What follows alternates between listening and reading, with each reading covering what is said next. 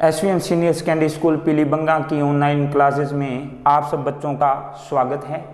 प्यारे बच्चों, अज असी तुहाडी पाठ पुस्तक विच जो दूजा पाठ है मेले ते तिहार, इस ते चर्चा करते हैं। खास कर जो पंजाब दे प्रमुख मेले हैं। सो मेलियां बारे खैर तुसी जानते ही हो। सो मेले शब्द की उत्पत्ति ते असी थोड़ी चर्चा कर लीए। जिवें मेला शब्द है, मेला किस तो बनया होवेगा? मेला शब्द की उत्पत्ति मेल जोल तो ही हुई है, मेल जोल तो ही हुई है। लोग मेलियां विच देखो, उन्हां विच किते ना किते सभ्याचारक सांझ बनती है। लोग दूर दरांडे तो आउंदे हन, रिश्तेदार मेले दे आयोजन कारण कई बार उन्हां दा मेल हो जाता है। तो मेल जोल शब्द तो ही मेले की उत्पत्ति हुई है। खैर, मेले कदों तो मनाए जाते हैं, कदों तो इन्हां दा आयोजन या आदि काल तो ही मनुख अपनी खुशी का इजहार शायद मेलियां दे रूप विच ही करदा होवेगा। जदों उसनूं किसी कम धंधे तो वेहल मिली होवेगी तो वह नचदे झूमदे या कबीले, उन्हां दा सारा कबीला इकट्ठा होकर खुशी का इजहार करदा होवेगा। शायद वो मेले दे रूप विच ही हुंदा होवेगा। सो मेले बारे कोई प्रमाणिक जानकारी नहीं मिलती कि कदों तो, पर असी कह सकते हैं कि प्राचीन काल तो ही मेलियां का आयोजन तो किते ना किते हुंदा ही रहा होवेगा। खैर, असी इत्थे पंजाब दे जो प्रमुख मेले हैं उन्हां ते असी चर्चा करते हैं। खासकर प्यारे बच्चों, पंजाब दे जो मेले हैं वो इतिहासिक ही हैं, इतिहासक हैं। पंजाब दे ज़्यादातर मेले कैसे हैं? इतिहासिक पक्षों ज़्यादा असी कह सकते हैं महत्वपूर्ण है। खैर, इन्हां मेलियां विच सभ्याचारक, समाजिक, आर्थिक प्रणाली नाल भी ये खैर आर्थिक पक्ष नाल भी ये जुड़े हुए हैं। सो असी क्रम नाल वेखदे हां। सब तो पहला प्यारे बच्चों जो मेला है असी लै सकते हैं विसाखी का मेला। सब तो पहला असी विसाखी का मेला है इसका वर्णन करते हैं। विसाखी का जो मेला है प्यारे बच्चों, विसाखी ना तो ही पता चल रहा है, जो देसी महीना है विसाख विच मनाया जाता है। विसाख जो कि देसी महीना है, देसी महीने विसाख दी पहली असी कह सकते हाँ तरीक नूं ही विसाखी का मेला मनाया जाता है। क्योंकि ये प्यारे बच्चों विसाखी का जो मेला है, विसाख का जो महीना भी असी मनते हाँ, ये फसल दे खासकर कणक दे पक्कण दा ते वढाई दा ये खासकर महीना हुंदा है। सो जेड़े किसान हुंदे हन वो फसल पकाई दी खुशी विच इस महीने की शुरुआत ही मेले तो करते हैं।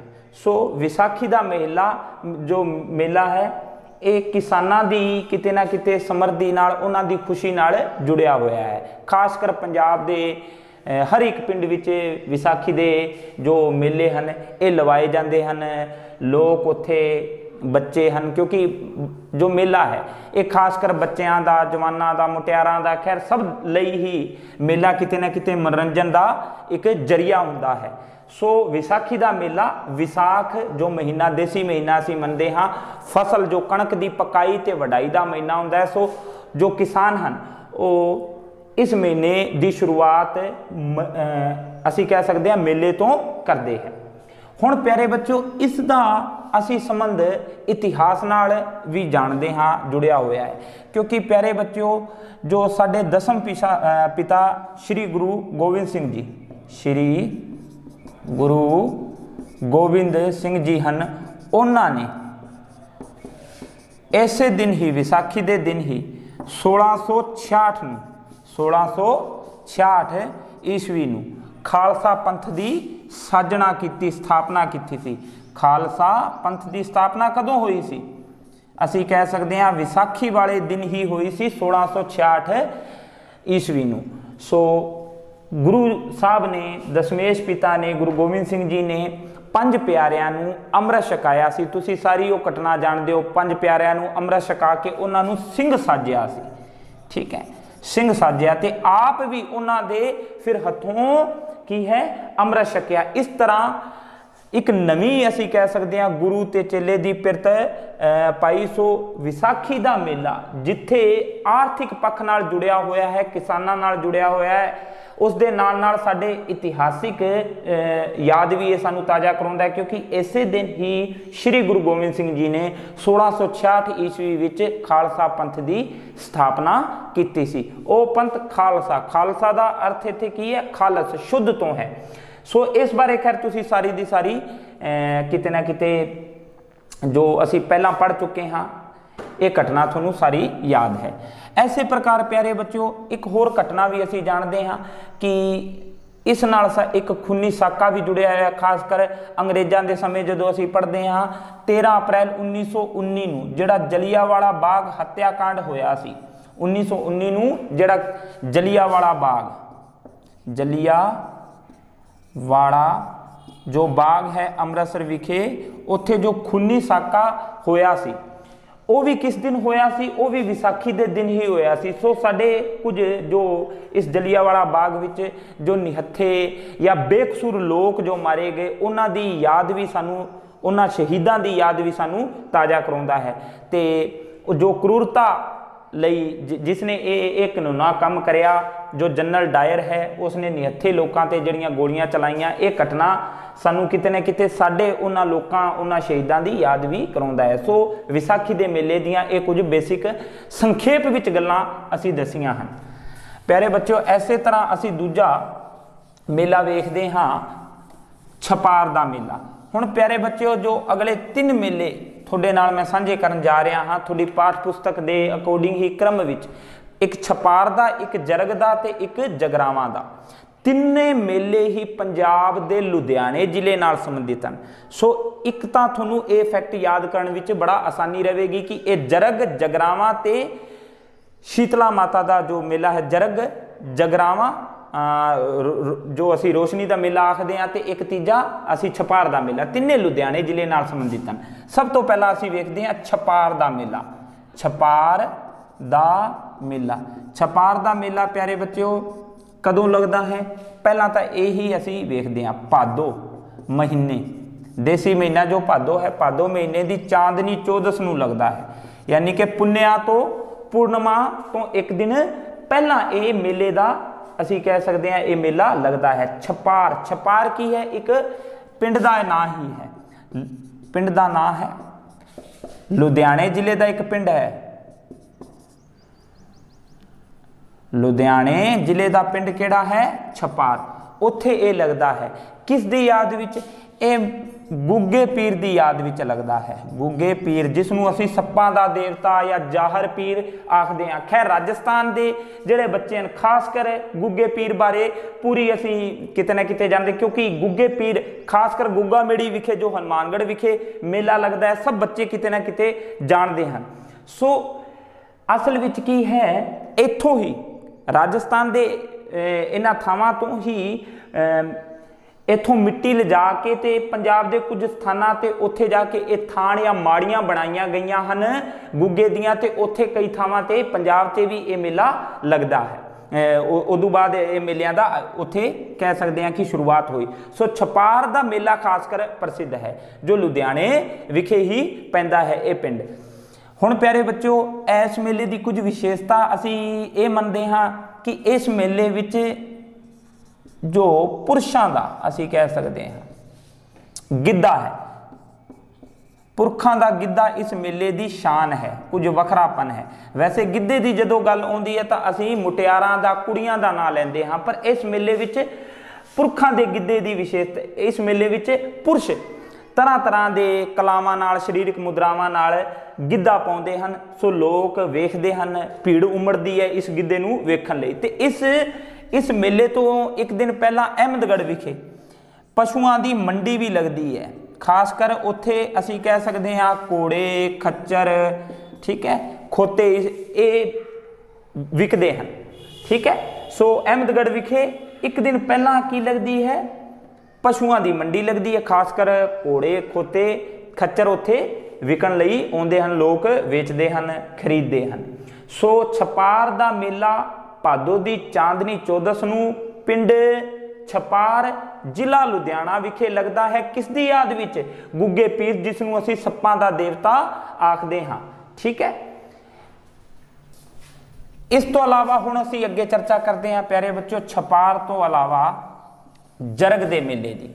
ਹੁਣ ਜੋ ਜਰਗ ਦਾ ਮੇਲਾ ਹੈ, ਜਰਗ ਦਾ ਮੇਲਾ, ਜਰਗ ਦਾ ਮੇਲਾ ਕਿਸ ਦੀ ਯਾਦ ਵਿੱਚ ਲੱਗਦਾ ਹੈ? शीतला माता दी याद विच लगदा है। शीतला माता दी याद विच लगदा है। खैर प्यारे बच्चों, एक ध्यान देने योग गल है, चाहे छपार दा मेला है, जरग दा मेला है, ये साडी सभ्याचारक सांझ दे प्रतीक हैं। हिंदू, मुसलमान, सिख सारे सांझे रूप विच इन्हां मेलिਆਂ ਨੂੰ ਮਨਾਉਂਦੇ ਹਨ। शीतला माता ਦੇ ਮੇਲੇ ਦੀ ਵੀ ਜੇਕਰ ਗੱਲ ਕਰੀਏ ਤਾਂ ਖਾਸ ਕਰ ਜਿਵੇਂ ਪ੍ਰਸਿੱਧ ਮੇਲਾ ਰਾਜਸਥਾਨ ਵਿੱਚ ਚਾਕਸੂ ਜੈਪੁਰ ਵਿੱਚ ਲੱਗਦਾ ਹੈ, ਤੇ ਖਾਸ ਕਰ शीतला माता ਰਾਜਸਥਾਨ ਵਿੱਚ ਵੀ पूजा शीतला माता की की जाती है। चेचक की देवी के रूप में असी शीतला माता की पूजा करते हैं। सो जरग, जरग भी कित्थे है?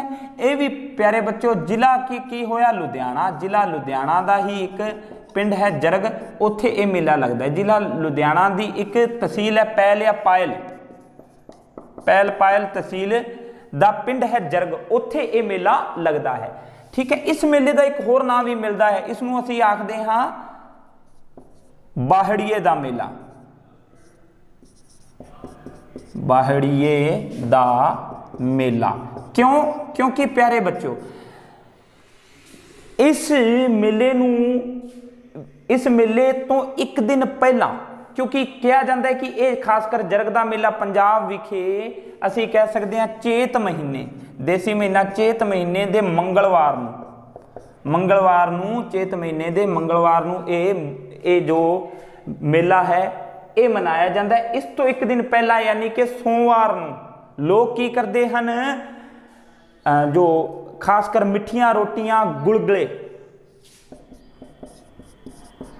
मिठियां रोटियां ते गुलगुले ये अन्न है जो ये तैयार कर लेंदे हैं, ते अगले दिन इस अन्न नूं प्रसाद के रूप विच वंडिया जाता है। इसलिए ये अन्न क्योंकि एक दिन पहला तैयार कराया जाता है, बेहा अन्न हो जाता है, सो इस करके इसनूं बाहड़िए का मेला भी कहा जाता है, बासड़िए का मेला भी कह देंगे, बासड़िए या बाहड़िए का मेला। सो ये भी एक ध्यान देने योग गल है। किस मेले नूं बाहड़िए या बासड़िए का मेला भी कहा जाता है? तो जरग दे मेले नूं, जो शीतला माता की याद विच लगता है। शीतला माता जिसनूं असीं चेचक की देवी के रूप विच मनते हाँ। सो लोग ये मेला कदों मनाया जाता है? चेत महीने के दूजे मंगलवार नूं मनाया जाता है, ते इस तो एक दिन पहला लोग घरां विच मिठियां रोटियां, पकवान है, गुलगुले है, ये बनाउंदे हन। खैर ये जो गुलगुले हन कहा जाता है ये खोतियां नूं भी छकाए जाते हैं, क्योंकि शीतला माता का जो वाहन है वो असी वो खोता मन्निया जाता है। सो इसलिए खोतियां नूं भी बड़े चाह नाल, प्यारां नाल गुलगुले, मिठियां रोटियां आदि छकाईयां जांदियां हन। सो ये है जरग दा मेला। इस तो अलावा प्यारे बच्चों, वैसे राजस्थान विच असी शीतलाष्टमी मनाउंदे हाँ अष्टमी वाले दिन। सो लेकिन जदों जरग दे मेले की गल आउंदी है तो असी इसका संबंध उत्थे मंगलवार, चेत महीने दे खासकर दूजे मंगलवार नूं मनाया जाता है। हुण इस तो अलावा असी तीजा जो प्रमुख मेला लै सकते हाँ जगरावां दा, जगरावां दा मेला। प्यारे बच्चों इस जो पाठ नूं असी 2-3 जो वीडियो है लैक्चर विच असी इसनूं समझांगे। अज असी अंतम जो मेला वेख रहे हैं वो वेख रहे हैं जगरावां दा। जगरावां दा मेला देखो ना तो ही पता लग रहा है जगरावां। इस जगरावां यानी कि इस मेले विच लोग दीवे जगाउंदे हन। सो जगरावां इसलिए इसका नाम पै गया, या रोशनी का मेला भी इसनूं कहंदे है, रोशनी का मेला भी इसनूं आखदे है। ठीक है। ये मेला पूणिया वाले फकीर की दरगाह ते लगता है, पूणिया वाले पीर की दरगाह ते ये मेला उत्थे लगता है। सो प्यारे बच्चों ये मेला है ये खासकर 14, 15 ते 16 फग्गन नूं, खासकर असी कह सकते हैं फरवरी जो महीना आउंदा है 14, 15, 16 फग्गन नूं ये 3 दिन ये मेला चलता है। लोग हुम हुमा के इस मेले नूं विच आउंदे हन। ਸੋ ਜੋ ਪੌਣਿਆਂ ਵਾਲੇ ਪੀਰ ਹੈ ਇਹਨਾਂ ਦੀ ਜੋ ਦਰਗਾਹ ਤੇ ਲੋਕ ਜਿਨ੍ਹਾਂ ਦੀਆਂ ਮੰਨਤਾਂ ਪੂਰੀਆਂ ਹੁੰਦੀਆਂ ਹਨ ਉਹ ਨਤਮਸਤਕ ਹੁੰਦੇ ਹਨ।